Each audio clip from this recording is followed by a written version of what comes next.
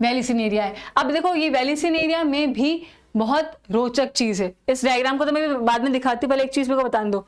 वेलिसिनेरिया में क्या होता है बेटा, इसमें देखो क्या होगा, पहले तो अपन जल बना लेते हैं, क्योंकि यहां पे तो मान के चलो ये पूरा जल ही जल है, ठीक है। इसमें क्या होगा, इस तरीके से, ठीक है, इसमें नर और मादा जो पादप है वो अलग अलग है। पहली चीज इसमें क्या है बेटा जी, नर और मादा पादप अलग अलग है, पहला तो यही चीज है, ठीक है। इसको अपन मान लेते हैं नर पादप, इसको हम मान लेते हैं मादा पादप, ठीक है। तो यहां पे हमारे पास जो पादप है वो कैसे हो गए बेटा, एक लिंगी पादप है। कैसे पादप हो गए, एक लिंगी पादप। कैसे हो गए, एक लिंगी पादप हमारे पास हो गए। इनमें क्या होता है, जब तक कि ये अपरिपक्व है, अगर हमारे पास जो मादा पादप है, इसके जो मादा पुष्प है ना, वो अभी अपरिपक्व है, वो पूरे इमेच्योर है, मैच्योर नहीं हुए। जब तक वो अपरिपक्व है बेटा, तो उसका जो पुष्प, आपका ये पुष्प वृंत होता है, उसका पुष्प वृंत छोटा होता है और वो पानी के अंदर ही, जैसे कि ये रहा वो पुष्प, समझ रहे हो। तो ये पुष्प जो है ये अपरिपक्व है। जब तक ये अपरिपक्व है मतलब कि इमेच्योर है, अभी ये पूरे से मैच्योर नहीं हुआ है, जब तक ये इमेच्योर होगा ये पानी में सतह में अंदर ही रहेगा, और इसका जो पुष्प वृंत है वो भी छोटा ही रहेगा। वो भी कैसा होगा बेटा जी, छोटा होगा, ठीक है। अब यहां पे होता ये है कि जो नर पादप है, इन नर पादपों से बेटा आपके नर पुष्प जो होते हैं वो निकल जाते हैं। कौन निकल गया, नर पुष्प निकल जाते हैं।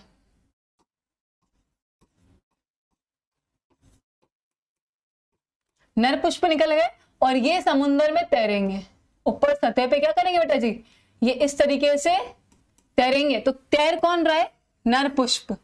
नर पुष्प इस तरीके से ये, मतलब जो आपका जल का जो वेग होगा ना उसके साथ, मतलब कि वाटर की वेव, जल की वेव के संग ये तैर रहे हैं।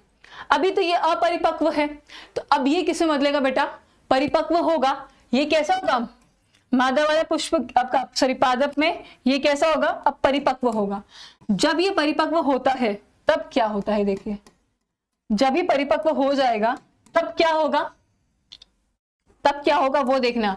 जब ये परिपक्व हो जाएगा तब हम देखते हैं कि अब इसका जो बेटा पुष्प वृंद है वो एकदम बड़ा हो जाएगा। क्या बड़ा हो गया बेटा आपका, इसमें इसका पुष्प वृंद बड़ा हो जाता है, और ये कहां तक पहुंच गया, जल की सतह तक। कहां पहुंच गया, जल की सतह तक ये पहुंच चुका है। अब क्या होगा इसमें, अब क्या होगा, जब यहां पहुंच गया और यहां पे बेटा जी मेरे पास पुष्प भी है, ये क्या है, पुष्प भी है, और इस पुष्प का वर्तिकाग्र भी है। क्या है मेरे पास, वर्तिकाग्र भी है। अब हमें ये चीज पता है कि नर पुष्प निकल चुके हैं बेटा, वो तैर रहे हैं पानी में, वो तैर रहे पानी में, तैरेंगे तैरेंगे तैरेंगे तैरेंगे और वो इसके पास आ जाएंगे, समझ रहे, यहां पे आ जाएंगे, ये इस तरह से आ गए, और वो यहां पे क्या छोड़ देंगे, परागकण, समझ लो। तो जो नर पुष्प हैं जो पानी की सतह पे से तैरते तैरते तैरते तैरते आएंगे और वहां पे आके मादा पुष्प के पास में आने के बाद में परागकण को छिड़क दिया, मुक्त कर दिया। इससे फिर आगे क्या हो जाएगा बेटा, निषेचन। इससे आगे क्या हो जाएगा, अब निषेचन हो जाएगा। तो ये कैसा, अब ये पुष्प जब ये ऊपर आ गया, ये पुष्पवृंत बड़ा हो गया, तब ये कैसा हो गया बेटा, परिपक्व फल या परिपक्व पुष्प हो गया है। ये हो चुका है बेटा जी मैच्योर। ये कैसा हो गया है, मैच्योर हो गया है। अब आगे देखो, वापस से एक बार इसको देखेंगे, वेलिसिनेरिया वाले को वापस से एक बार देखेंगे। पहले वेलिसिनेरिया को वापस से देखेंगे। क्या हुआ, सबसे पहले इसमें नर पुष्प नर पादप अलग है, मादा पादप अलग है। जो हमारे पास नर वाले हैं बेटा, ये आपके कैसे होते हैं, गमनशील होंगे।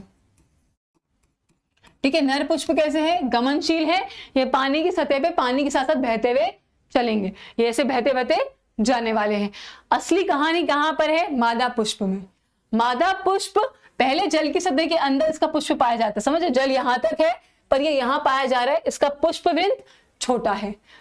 जैसे से परिपक्व हो जाएगा अब क्या होगा, इसका पुष्पवृंत बड़ा होगा और ये कहां तक पहुंचेगा बेटा, जल की सतह तक। इसका पुष्पवृंत कहां पहुंच रहा है, जल की सतह तक पहुंचेगा, ताकि जो नर पुष्प आ रहे हैं वो आएंगे आएंगे आएंगे और इधर अपने परागकण को मुक्त कर देंगे, छोड़ देंगे, जिससे क्या होगा, निषेचन।